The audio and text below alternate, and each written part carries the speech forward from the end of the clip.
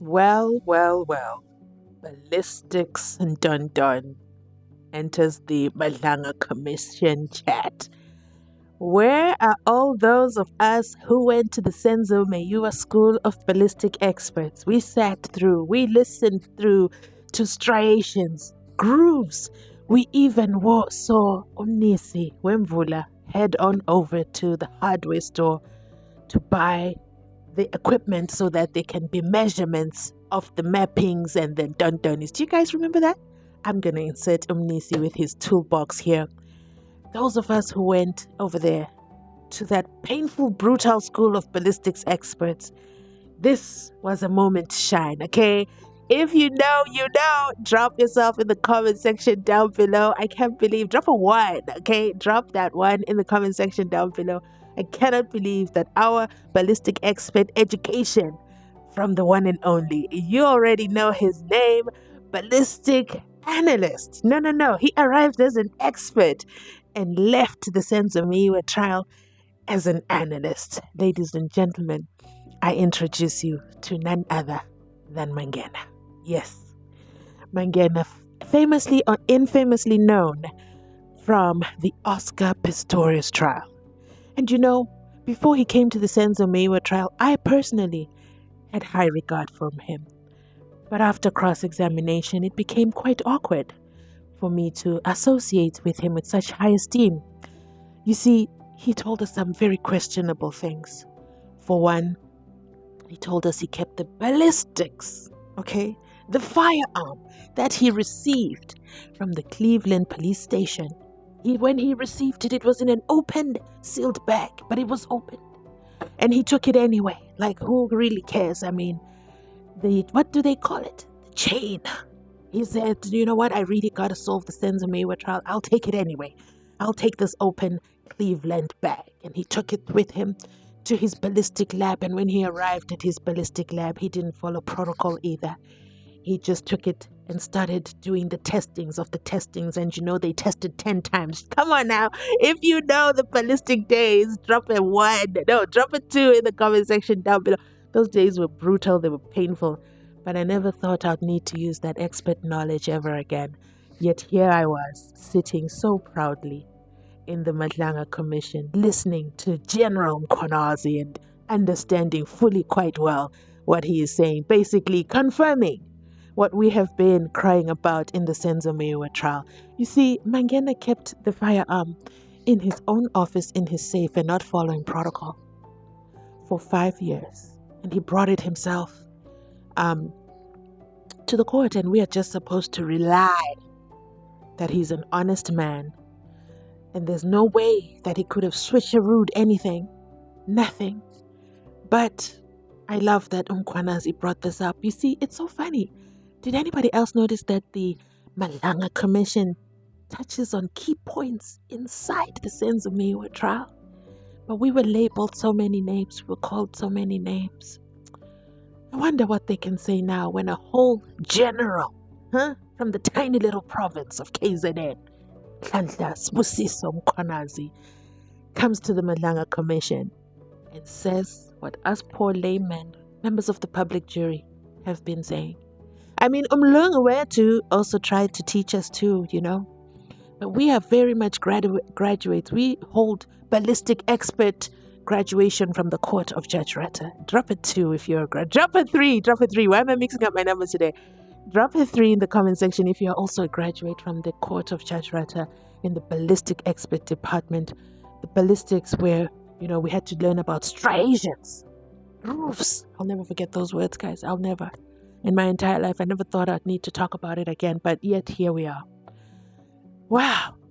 So guess what, ladies and gentlemen? Of course, I want you to listen to Mkhwanazi break it down, just in case you might not have attended the school of Judge Rata. And let's hear him put the pieces together. Here goes. That case of 331.3, commissioners, it said, I did not want to mention this much in public, but I can talk about it now.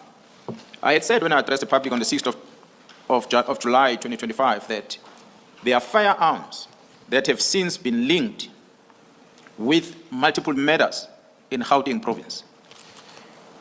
What is heartbreaking for me, Commissioner, is that when these firearms are found and they are sent to forensic service of the South African Police Service, and we'll expect the analyst to produce a report after testing these firearms against the cartridges found, and also against a database of other cartridges that were found in other scenes, so that we can do a comparison whether these firearms are involved in other cases other than this one. Those firearms, when they were tested, the report that came did not compare this firearm with other cases. And yet the investigators had information that the same firearms were used. So when the team came in for the 10 from KZN to assist these investigators, they were able to, because they've got ballistic experts within them, they were able to go and get the analyst who was at home at the time, and they asked him to accompany him to come to the forensic offices. And he gave them firearms. They went and tested these firearms themselves. So when they tested the firearms linked with these other matters. So I'm just so proud of my School of Judge Rata ballistic expert knowledge. That this whole scene that he just described is not news. No, not at all. You see, we know that the system, as soon as they do the testing, no, it's not Rapado. Oh my goodness.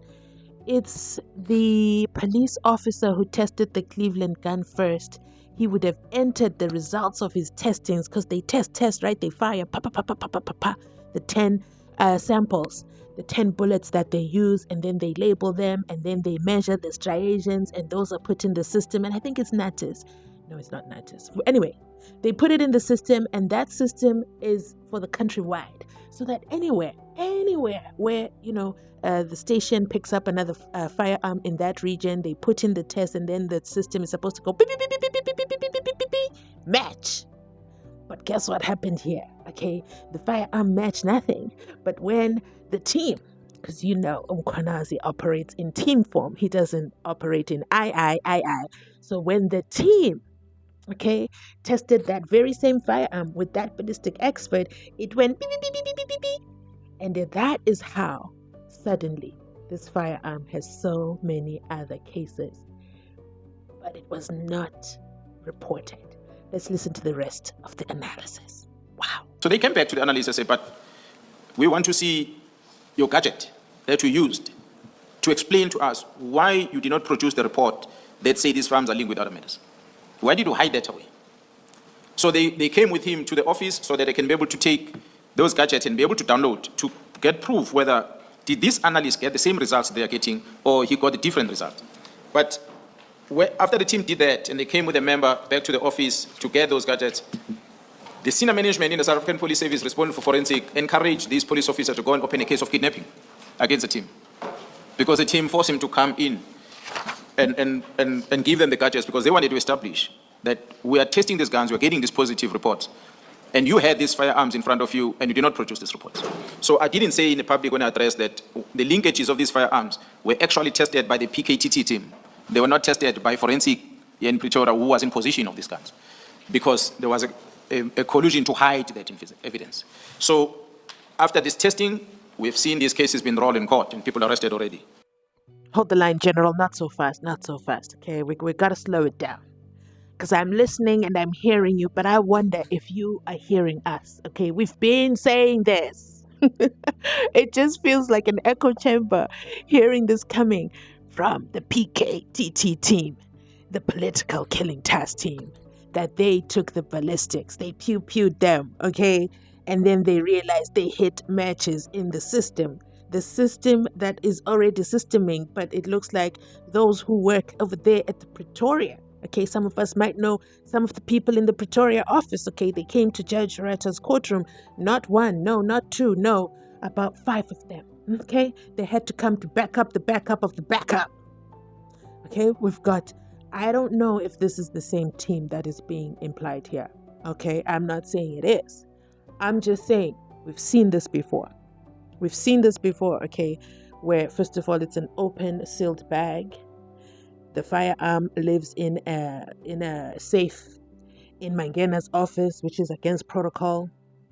The analyst, after testing, goes to check with the co-workers, the co-analyst, and then the co-analyst. They just say, yeah, it's a match. And there's no reporting. There's no chain of command, chain of order. There's nothing. There's nothing to go by. So I pause to say, Mkhwanazi, if you ever have a few minutes, can you just flip through the pages over there in the SENZO MEYIWA evidence, just the ballistic section, and match it to what you just said here? And then just come back, okay? You know that you've taken us into confidence before. As members of the public jury, just request you to just oversight, give your overview on that, because unfortunately the judge is a little bit incapacitated in that regard. He's a witness currently in his own trial. Oh my goodness. You see, he brought us new evidence that we didn't understand which case he was talking about. But it is what it is. The SENZO MEYIWA trial resumes tomorrow, which will be today at the time you guys watch this. Then the question becomes, are we ready to get back into chaos? After just sitting and listening to the general give such details.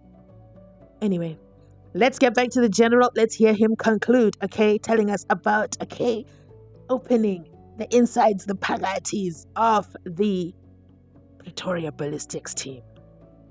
Well, isn't it something that is the exact same location? Anyway, let's get into it. 3313. 331.3, yes. Yes. You state in respect of that particular officer that he opened a kidnapping case. Yes. And you put it under that subject to retaliatory action against the task team. Is that what you're saying? Yes. It happened here that case was opened in retaliation to the efforts of the task team. That's correct, because the person who was involved did not open the case immediately. We learned that he was coerced to open this case against the team, that he was kidnapped. And as a police officer, he was taken to his office to open his office and so that the team can access gadgets. But he claimed kidnapping as a result. Okay. After that, on the day, he went back home. He was not cuffed, he was not doing. He just went to the office and he gave them what they needed and he left.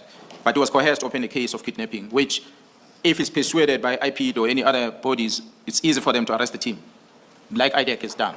Arrest the team and put them out of action. Okay. If you've explained it, General, you'll forgive me. And why do you say he was coerced? Commissioner, the team was with this police officer from the time they went and met with him at his residence, and he came with them without any concern into the offices. Some of the seniors even came to join this team at the office. They even offered them lunch. They even bought them lunch. So the relationship between the team and this member and other officers of forensic was a cordial colleagues engagement. I'm not going to say exactly what he said to the team, but he indicated to the team that these firearms are linked with serious cases that he doesn't want to get involved with. So, but later, for this person to now go and open a case back at Luata where he came from, as if he was kidnapped, whereas he came here to Pretoria, into his office, we can only conclude that someone influenced him to do that. Because he would have, if he was kidnapped, he could have phoned anyone. He called his commanders to come there. So his commanders were there. And the evidence of kidnapping is something that I believe maybe that's why IP is not able to effect any arrest on it. But the case was open as a result. So it's part of those things that you are seeing, commissioners, that if these members are arrested, it means this team must stop working. In the Eastern Cape, Brigadier Shabalala from DPCI is also invited to do the same against the members in the Eastern Cape. So there are many cases that have now been registered against the very same Gauteng counterintelligence investigation that is taking place. Well, the first strike was IDEC. So I don't know if the others are going to strike thereafter and come with their own bail condition as well. So, but we are concerned about this. It's me, ministers complain, I picked. It's these members, kidnapping case, I picked. It's these members, promotion of a person, IDEC. So it's the same members that are affected by this. That's why we see there's concerted effort to make sure that there's a frustration of the work of the team in this regard. Oh, thank you, General. That then brings you to the next topic. While the Madlanga Commission heads into the next topic, the next witness, what a day it's going to be. A tough day, okay? I need to know. Let me know in the comment section. Will you watch the SENZO MEYIWA trial live? Okay, drop a 5 if you will. Or will you be with the Madlanga Commission? Drop a 6. And drop a 7 if you're going to be playing for both teams. Okay, you're going to try here and there and see how it goes. Let me know your thoughts in the comment section down below. It will be interesting to know who are these, who convinced this ballistic team member analyst to open a case of kidnapping. Who are they? Drop some names in the comment section if you have an idea.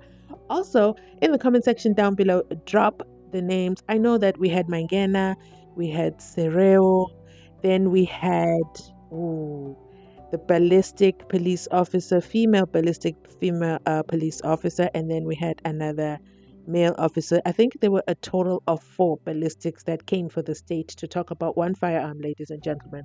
One firearm in the SENZO MEYIWA trial. 4 people came to try to convince us. But at the end of all that, I wasn't convinced. And I'm even more unconvinced after General Mkhwanazi has spoken with very, very similar situation. But with that, I'm going to end this video here. Please remember to like, to comment, to subscribe. If you've made it this far in the video, please drop me a white heart in the comment section down below. Let's get started to begin the defense case for the 5 accused. Whoever thought would ever make it to this time in life? Wow. With that, thanks so much for watching. I'll catch you on my next upload. Bye.